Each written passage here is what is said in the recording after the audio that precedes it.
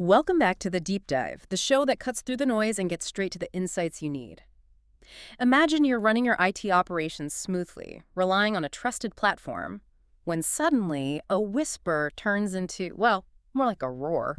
A storm brewing, you could say? Yeah, in the virtualization world, specifically concerning VMware after that massive Broadcom acquisition. And the chatter is loud. It really is. The potential end of sale for VMware vSphere Standard by November 1st, 2025. And look, this isn't just some, abstract licensing thing. For so many businesses, especially the small and medium ones, SMBs, yeah. this rumor, if it's confirmed, it's a potential earthquake, disrupting IT strategy, budgets. Budgets, definitely. Yeah. And trust, right? Trust in a platform they've built everything on. Absolutely. Long-standing trust. So that's our mission today. Let's unpack these rumors, dive into what the IT communities are actually saying online, what VARs are reporting. The value-added resellers, yeah. And, what insiders might be whispering. We want to cut through all this uncertainty, give you clarity, some actionable insights. Help people navigate what could be a really monumental shift. Exactly, for the future of virtualization. So let's get into it. Let's unpeel this onion. Okay, let's get right to the heart of it then. The buzz it's really strong, isn't it?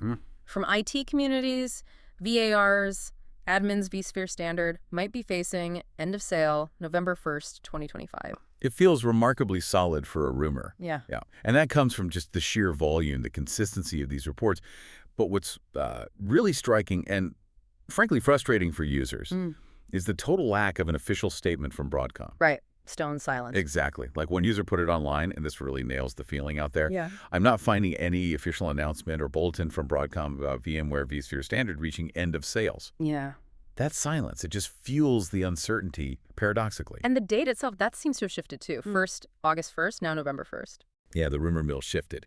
And that November 1st date lines up perfectly with Broadcom's fiscal year-end, which, some insiders are saying points to maybe a new policy, like annual major announcements around that time. Ah, okay.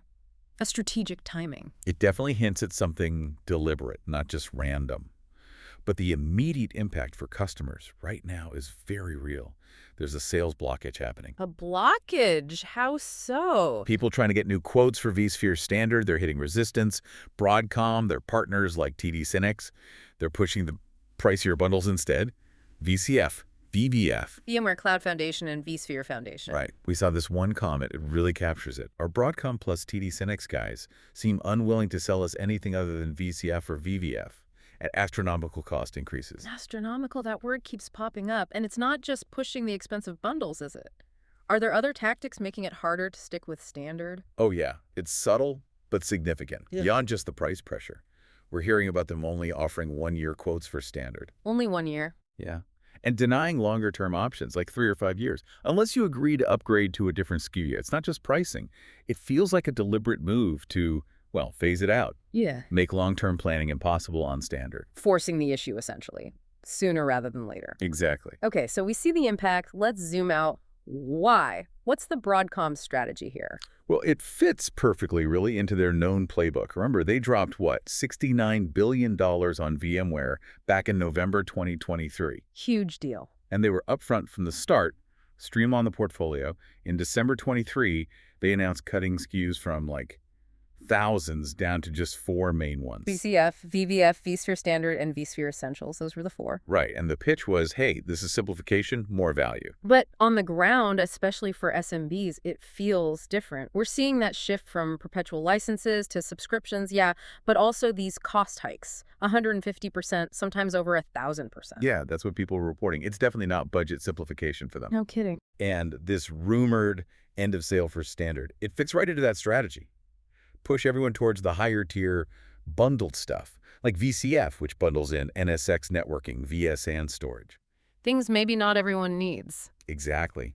Whether you need those specific features or not, you're paying for the bundle. And the online sentiment, honestly, it's getting pretty frustrated. A real sense of being left behind, especially for smaller companies. Yeah, I saw that quote. It's clear that VMware are no longer interested in us, small company, 20 hosts, as a customer going forward. That's harsh. It is harsh, but it reflects a genuine feeling. And it aligns with what insiders suggest is Broadcom's focus. That proven playbook. Focus on the top 20% of the largest accounts. And forego the SMB market. Let them find something else. Pretty much. And look at the licensing changes, too. That's another layer. Effective April 2025, that 72-core minimum for vSphere Standard and Enterprise Plus. Right, I saw that. How does that hit a small shop? Well, imagine you're a small business. Maybe you have an 8-core server. Perfectly adequate for your needs. Suddenly, you have to license a minimum of 72 cores for it. Wow, so your cost just explodes even though your hardware hasn't changed. Exactly. It inflates costs way beyond actual usage, makes their current setup much, much pricier to license. And this isn't like new for Broadcom, is it? We heard warnings based on their history. No, it's not new. Think CA Technologies, think Symantec. Similar stories. Price hikes, product consolidation, alienating a lot of customers in the process. That's why you hear warnings like, Broadcom's reputation of destroying brands and screwing customers will continue. There's real fear there, based on history. Okay, so this brings us to the small and medium businesses, the SMBs. For them, vSphere Standard wasn't just a product, it was often the product, right? A lifeline. Absolutely a lifeline. Cost-effective, super reliable virtualization. Gave them OR features, consolidating servers, keeping apps running, without the huge price tag or complexity of the enterprise stuff. So its potential disappearance is, yeah, a gut punch. Especially if you're running lean on IT budget and staff. It is. And it leaves them with really difficult choices. Like what? Stay and pay or jump ship? Basically. Either somehow find the budget for the rising VMware costs and the likely forced upgrades, or invest potentially significant time, money, and people power into migrating everything to a totally different platform. Neither sounds easy, especially if you're already stretched thin. Not at all. And it's definitely sparking a very active debate about those alternatives. Okay, let's talk alternatives. What's emerging? Microsoft Hyper-V is definitely getting a lot more attention. We're seeing users say things like, it does 95% of what VMware did for us, and the remaining 5% can be handled by other means such as scripting. And the cost. Often much lower, or even free if you already have Windows Server licenses that include Hyper-V. For some, that makes it a no-brainer. But it's not universal love for Hyper-V, is it? There's pushback, too. Oh yeah, definitely a debate. You see the quips like VMware, Hyper-V, frying pan fire, suggesting it's just trading one set of issues for another. But then others jump in saying Hyper-V is better than many here think. On the technical side, it's a really good hypervisor. So a real split. What else besides Hyper-V? Proxmox comes up quite a bit. That's the open source option. And of course, the big cloud platforms, AWS, Azure, moving workloads there instead of managing on-prem hypervisors. Right. But there's a timing crunch here, too, isn't there? Something about end of support. Yes, absolutely. Critical timing. VMware vSphere 7.x and vSAN 7.x hit end of general support on October 2nd, 2025. October 2nd? That's just before the rumored November 1st cutoff for standard. Exactly. Right before. So after that October date, no more updates, no security patches, no tech support for version 7. That leaves systems really vulnerable. Broadcom themselves are telling people, get off version 7 now. So you're cornered. Your current version is losing support. The affordable upgrade path, standard, might disappear.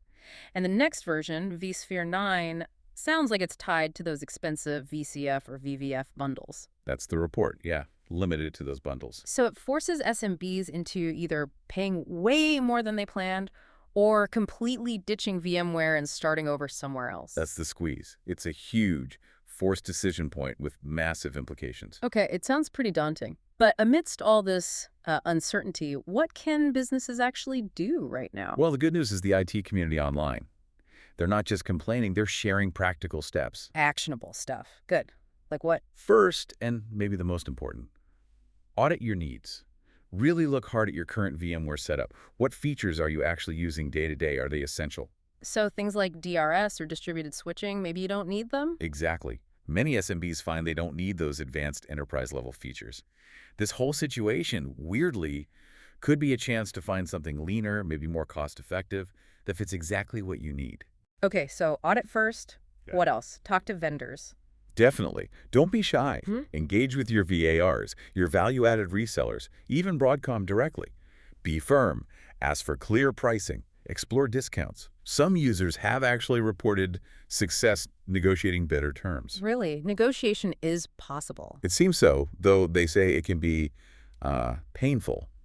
You have to be persistent. Like one user said, if your VAR does their job, they eventually fold. Persistence pays off sometimes. Okay, good to know. What helps in those negotiations? Any specific tactics? The key seems to be showing you're serious about looking elsewhere. Demonstrate that you're actively evaluating alternatives. That changes the dynamic. Push for multi-year deals on your current SKU if you can get them, or demand really detailed breakdowns of bundle costs, see the supposed value. Show you've done your homework and have options. Precisely. And speaking of options, the next big step is explore alternatives now. Don't wait. Spin up test environments. Try Hyper-V, try Proxmox. Look at AWS or Azure. Do the groundwork today. Yeah, avoid that last-minute scramble if the vSphere standard EOS gets confirmed suddenly. Makes sense. And for those who decide, okay, we have to stick with VMware, what's the plan then? If staying is the plan, then upgrades are essential. You need to prepare to move to vSphere 8.x or potentially 9.x to stay supported. Broadcom did announce a beta for vSphere Foundation 9.0 back in April 25, so new features are coming. But likely at that higher bundle price point. Almost certainly. Yeah. And the final piece of advice, stay informed. Keep a really close watch on Broadcom's official announcements, especially around November, their fiscal year end. If they have this new policy of annual changes, that's when we might get more clarity or more changes. Right, constant vigilance. Okay, stepping back again, looking at the bigger picture. What does this potential end of vSphere standard really signal about VMware's identity now under Broadcom? I think it signals a fundamental shift, a repositioning. It's more than just dropping a product line. Broadcom seems to be deliberately focusing VMware on those high-end enterprise solutions like VCF. It's about making VMware a premium player, really specialized in private cloud, software-defined data centers. Less of a general utility, more of a high-end tool. Exactly. That new mainframe analogy keeps coming up.